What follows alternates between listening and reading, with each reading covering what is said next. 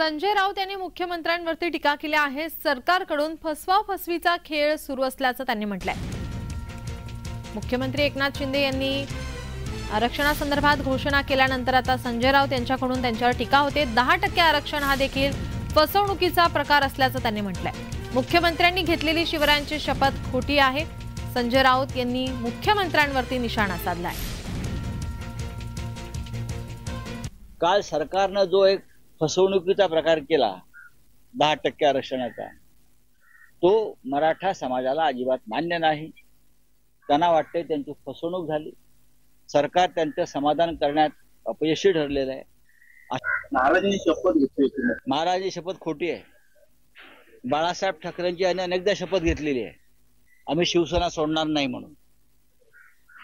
ह्या लोकांनी बाळासाहेबांच्या समाधी समोर, बाळासाहेबांच्या मातोश्रीतल्या खुर्ची समोर यांच्या शब्दांवरती काय विश्वास ठेवताय?